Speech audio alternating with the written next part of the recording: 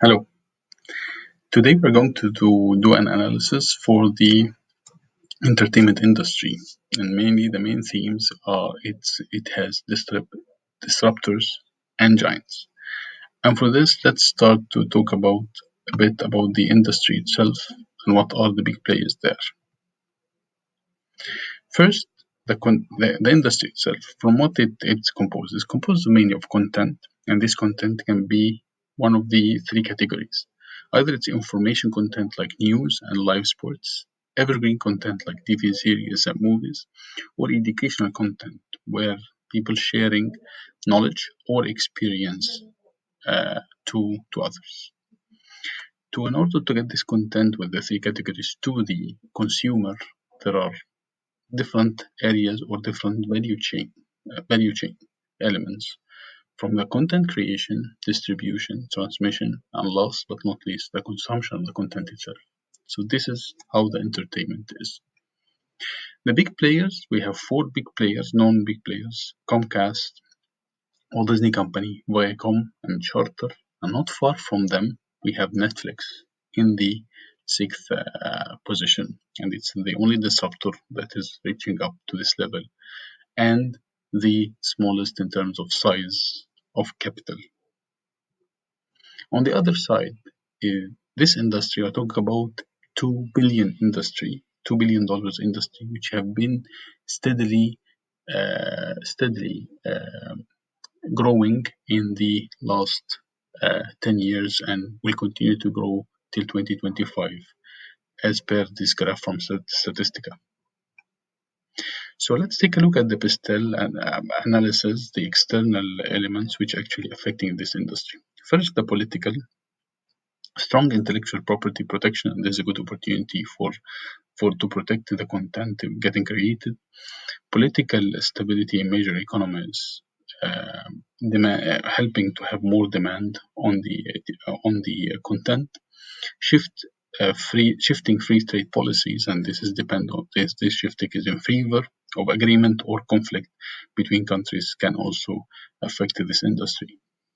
Economic in the growth of the developing markets generate new demand or new markets which the entertainment industry is not there yet. Increased level of disposable income also increase demand either in developing or developed markets. But there is a risk there in the threat in the slowing growth of the Chinese economy, which is the biggest market worldwide, and then this means that it will decrease the demand on the entertainment content there. And incoming inflation expect also might affect the demand. The socially favorable attitude toward leisure, especially the people after the COVID are very tired and they tended to consume more leisure-related content. Increase online activities, which dominate more the internet as the channel to reach the customers. And there is increasing in the cultural diversity. It might be an opportunity or a threat, depends on how the entertainment content in getting enriched. Technologically, we have a high R&D rate in the industry, and this depends on if the industry player is spending time on the R&D, spending money or budget on the R&D, or working on the R&D or not for the technological advances. Increased mobile devices again will make the dominance into mobile first, and the increased dependency on digital technologies also via different channels need also shift to be done by the players.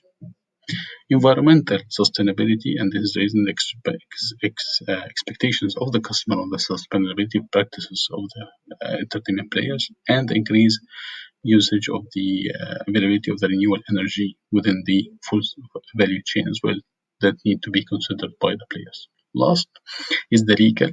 We have environment protection laws coming also that the players might be need, or the main industry players might be need to comply with. Also the customer protection law in development markets also coming through, and the local laws of data protection and localization, which the entertainment players might be need to be compliant with. From there, we will go to the SWOT analysis. What actually were the main strengths of such an industry? Brand strength is a big piece.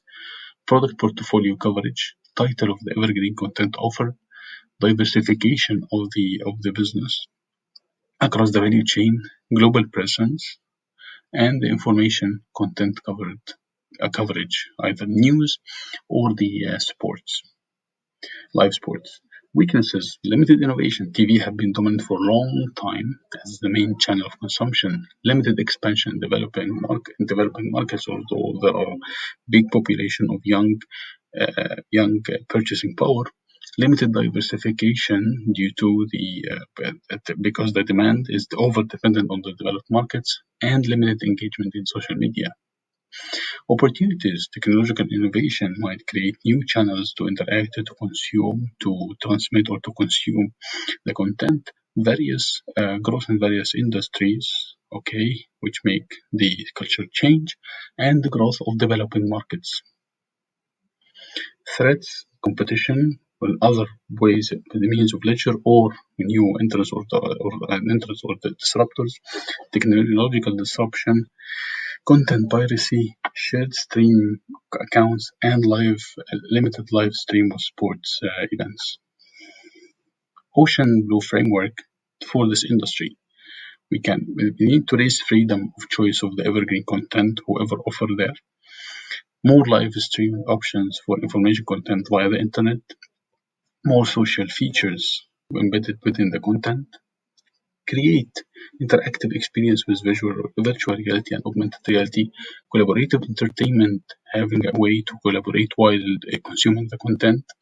Channel to customer to co-create evergreen content. Also, more subscription-based offer. Reduce the cable TV evergreen offer because it's not relevant, and people tend to like to stream to control over the what when they want to consume the evergreen content. Eliminate commercials from evergreen because it's not relevant, and also the cable and satellite channels as the mobile is getting more dominant now. From the strategy canvas perspective, the main three players: streaming, theaters, and cable TV, are covering with different levels, different things. But what we see as the sweet spot, which these industry players need to focus on, is to have content interactive experience. How this whoever will play in this would expect that this area with the VR, with the AR, might be a good, and also with gamification, might be a good candidate to leverage the entertainment content to the next level. From there, let's take a quick look at the main players across the value chain in the entertainment industry and how it's getting disrupted. Looking at the value chain and the content flow, as we mentioned, these are the landscape of the players today. These players are offering um, information content, evergreen content, or educational content, and the list of disruptors coming through the full value chain. And there you can see with the flow, with the increase of the internet usage, with all the trends, the transmission of the pay TV and OTA start to be irrelevant, and more mobile networks and more cloud services will be dominant in the transmission area. Disruptors, especially in the innovation areas we highlight in the virtual reality, digital STPs, and also in the OTT players, web OTT players, will start to shake the industry a bit. And if the big players didn't try to find out or reach out with these trends, they might be obsolete. Talking of also the education and the social content, no big players are there, and still YouTube and the others online streaming are the dominant. This is all just to give you a good idea about how the industry, entertainment industry is, and what directions we would expect, where areas we would expect to have a blue ocean with the disruptors coming in place, and how the big players need to disrupt themselves in order to survive and to gain more market share in the future. Thank you.